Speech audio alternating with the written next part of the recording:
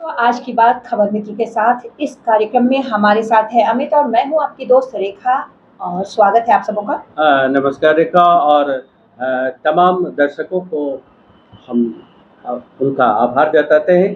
और इस कार्यक्रम में रेखा आज किस विषय पर हम चर्चा करेंगे? बातें तो वैसे बहुत मुद्दों पर है लेकिन सबसे महत्वपूर्ण मुद्दा अभी राजनीतिक संकट पर है जो कि झारखंड की राजनीतिक संकट है जिससे लोग चिंतित है कि क्या हो रहा है, इस राज्य का क्या होगा, कौन रहेगा मुख्यमंत्री, क्या हेमंत सोरेन की सरकार जाएगी, नया चेहरा कौन होगा, इन सारी बातों को लेकर उहापोह की स्थिति है। हालांकि आम लोगों पर बहुत फर्क नहीं पड़ रहा है लेकिन राजनीतिक गलियारों में बहुत हलचल मची है। बिल्कुल रेखा, सही कहा आपने कि कल शाम से जैसे ही चर्चा हुई कि इलेक्शन कमीशन ने एक एनवेलप झारखंड के राज्यपाल के नाम भेजा है और उस समय हमारे राज्यपाल महोदय दिल्ली में थे और दिल्ली से रांची आए और उसके बाद सियासी जो राजनीतिक सरगर्मी हो बढ़ गई, सियासी हलचल बढ़ गई। पक्ष विपक्ष हर पार्टी के पक्ष विपक्ष के नेता सक्रिय हो गए और लेकिन अभी तक वो पिटारा अभी खुला नहीं है, यानी कि वो इनवेलप में क्या है, इलेक्शन कमीशन ने क्या निर्देश दिया है ये पता नहीं है। उस पर राज्यपाल क्या निर्णय लेंगे वो आज रात तक क्लियर होगा। बावजूद इसके कयास लगाए जा रहे हैं कि हेमंत सोरेन की विधायकी रद्द हो जाएगी या उन्हें पद छोड़ना पड़ेगा। पुरानी बातों को याद करती हूँ, जब हम लोग खेलते थे चारों तरफ गोल बैठते थे और पीछे कोई पेपर गिराता था, कहता था पटना से चिट्ठी आई रास्ते में गिर गई, कोई देखा है। अभी अंदर क्या है लिफाफे के वो कोई नहीं जानता है, लेकिन अंदाजा लगाया जा रहा है। ट्विटर पर रोज नए अपडेट्स आ रहे हैं, सोशल मीडिया तो कहें र्यूमरों से भरी पड़ी है, अफवाह इतने ज्यादा फैल गए हैं कि समझ में नहीं आता कि वास्तविकता क्या है। इसी पे रेखा आपसे जानना चाहेंगे कि जब लिफाफा खुला ही नहीं तो कल सरयू राय का ये ट्वीट करना कि हेमंत सोरेन की विधायकी जाएगी, इसमें कहाँ तक सत्यता है या कैसे उन्होंने ये ट्वीट किया? अमित, मैं आपको बताऊं कि मुद्दा ही ऐसा है कि जो भी मुख्यमंत्री होता है, राज्य का मुखिया होता है, वो लाभ के पद को या अपने लाभ के लिए कोई ऐसा काम नहीं करता है जिससे सीधे उनका वास्ता होता है। और ये अगर हम चुनाव के लिए नॉमिनेशन करते हैं तो हम कितना, मेरी आय कितनी है, मेरी कितनी जगह पैसे लगे हैं, ये सारी जानकारी दी जाती है।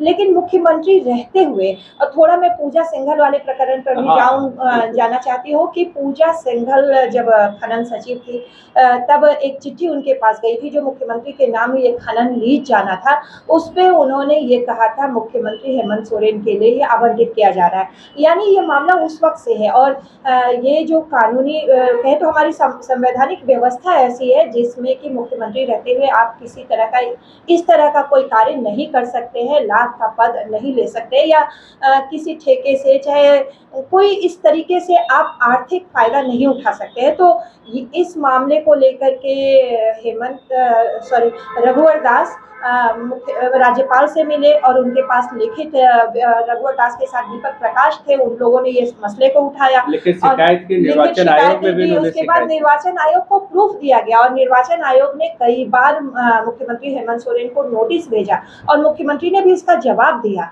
और उस जवाब से शायद निर्वाचन आयोग संतुष्ट है या नहीं है, ये सरयू राय के ट्वीट बता रहे हैं कि शायद संतुष्ट नहीं है। लेकिन अभी चिट्ठी खुली नहीं है, लेकिन संकट के बादल तो हैं, ये तो तय बात है। रेखा, आप झारखंड की एक जानी मानी पत्रकार हैं, 30-35 साल से आप पत्रकारिता कर रही हैं। अगर मान लीजिए आज शाम में वो इनवेलप खुलता है और हेमंत सोरेन की चीफ मिनिस्टर हैं उनकी विधायकी रद्द हो जाती है या कुछ और गड़बड़ होता है, तो हेमंत के बाद कौन?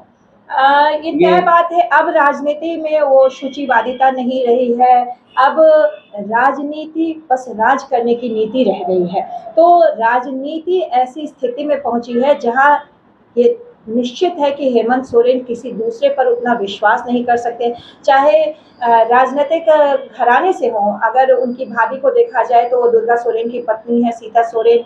लोग अंदाज लगा रहे थे उनको दिया जा सकता है पर उनके रिश्ते अच्छे नहीं हैं, चंपई सोरेन को मुख्यमंत्री पद नहीं दिया जा सकता है। तो रहकर घूम फिर कर के बात आ रही है या तो शिबू सोरेन या कल्पना सोरेन। शिबू सोरेन भी अब उम्रदराज हो गए हैं और राज्य की राजनीति चलाना उनके वश में नहीं है। सांसद होना ठीक है, गए और अटेंड किए और आ गए, लेकिन कल्पना सोरेन पर अंदाजा लगाया जा रहा है। तो राजनीतिक अगर पेच की बात करें तो इनकी विधायकी तत्काल जा सकती है, लेकिन अगर चुनाव आयोग इनके 2 साल के लिए अगर विधायकी रद्द करने की सिफारिश करता है तो मुश्किल होगी, लेकिन अगर विधायकी तत्काल जाती है तो फिर से इनकी पार्टी इन्हें विधायक दल का नेता चुन सकती है और मुख्यमंत्री के रूप में और उनका फिर तय इनको 6 महीने के अंदर चुनाव कहीं में से जाना चुनाव होगा। जाने होगा। और तय बात है कि गोड्डा इनका क्षेत्र है और लेकिन वहाँ हम यहाँ पे उस पे नहीं जा रहे हैं, हम जी थोड़ा सा दूसरी तरफ जा रहे हैं कि जी। अगर कल्पना सोरेन को हेमंत सोरेन बनाना चाहें राज्य का मुख्यमंत्री, तो जो बाकी जो इनकी सहयोगी पार्टियां हैं, कांग्रेस है या जो अन्य दल हैं, जी, राजद उसमें है। क्या क्या जी। आम सहमति बन सकती है कल्पना सोरेन को लेके, या कांग्रेस का कोई नेता जैसे हमारे जो वित्त मंत्री हैं रामेश्वर उरांव हो जी। सकता है, वो भी एक दावेदार हो सकते हैं? जी, जी, जी।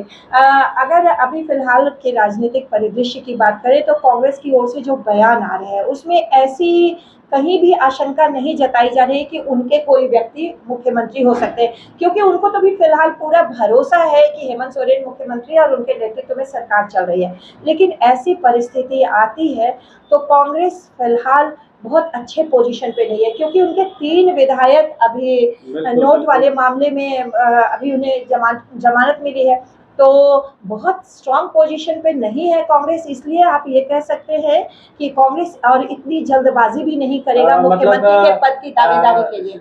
कह सकते हैं कि दूध का जला मट्ठा भी फूक फूक बिल्कुल, कर बिल्कुल। पीता और है, हाँ। इसलिए कांग्रेस शायद ये रिस्क और राजद के उतने सीट्स नहीं है और जो अन्य घटक दल भी है उनके पास भी बहुत ऐसी स्थिति नहीं है, और इसमें हो सकता है कहीं ना कहीं राजनीति तो आप जानते हैं और बीजेपी ना कहीं सेंधमारी कर जाए। और विपक्षी पार्टियों जैसे खासकर भाजपा पे ये आरोप लगता आ रहा है, आप अभी जी, जी। 2-3 बार से हम देख रहे हैं कि भाजपा पे आरोप लगता है कि भाजपा तोड़ने का काम कर रही है, किसी न किसी रूप में साजिश कर रही है ताकि ये सरकार गिर जाए। जी। तो यहाँ पर उसकी क्या भूमिका होगी अगर हेमंत सोरेन की विधायकी रद्द हो जाती है? राजनीतिक दलों की ये कहे तो ये कानून की मतलब राजनीतिक ककहरा ही पढ़ाया जाता है कि विपक्ष में रहे और सरकार की आलोचना करे और सरकार के हर मुद्दे को पकड़े जिससे कि सरकार गिराने की कोशिश हो। कुछ ऐसा ही भाजपा भी करी, वो नया नहीं कर रही है, चाहे कांग्रेस अगर विपक्ष में रहती है तो वो भी ऐसा करती है, भाजपा रहती है, चाहे एनडीए रहे चाहे यूपीए रहे,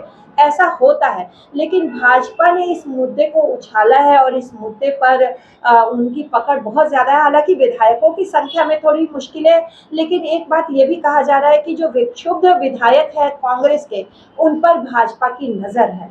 तो ये नज़रें कितने मतलब कहते कारगर हो सकती है, ये सोचने वाली बात है, क्योंकि वो दलों में तो खुशी दुख और मान मनोबल चलता ही रहता है। तो और एक और सवाल है रेखा, जैसा कि उस पर भी राजनीतिक विशेषज्ञ ये कर रहे हैं, मंथन कर रहे हैं कि अगर किसी तरह से विधायकी रद्द हो जाती है, कोई आम सहमति नहीं बनती है और थोड़ी देर के लिए राज्य में राष्ट्रपति शासन की नौबत आती है, हाँ। तो ऐसे में किसी बड़े दल को आमंत्रित करना होगा, तो वहाँ क्या भाजपा कुछ खेल कर सकती है? फिलहाल ऐसी राजनीतिक संकट की स्थिति नजर नहीं आ रही है कि राष्ट्रपति शासन लगने की बात हो। अगर वैसी कोई भी स्थिति आएगी तो इसमें हेमंत सोरेन चूकेंगे नहीं। हेमंत सोरेन फिर उनके पास एक तुरुप का इक्का है, शिबू सोरेन। शिबू सोरेन को वो प्रेजेंट कर देंगे, तो ये गलती तो करेंगे ही नहीं। ऐसी परिस्थिति नहीं आएगी कि फिर से झारखंड राष्ट्रपति शासन के चंगुल में जाए, इसलिए वो हर चीज़ सोच समझ कर चल रहे हैं, एक एक पाँव कहें तो फूंक फूंक कर रख रहे हैं और कोई भी ऐसी गलती नहीं करेंगे कि उनकी सरकार चली जाए, क्योंकि बहुत मुश्किल से आई है ये सरकार। बहुत अच्छी बातचीत हुई रेखा। तो खबर मित्र के साथ हम आपसे हर दिन मिलते रहेंगे एक नई राजनीतिक चर्चा के साथ। तो रेखा, आप हमारे साथ आई, इतनी अच्छी बातचीत के लिए आपने भी आपके लोगों को बहुत-बहुत अवेयर धन्यवाद। किया, तो बहुत बहुत धन्यवाद।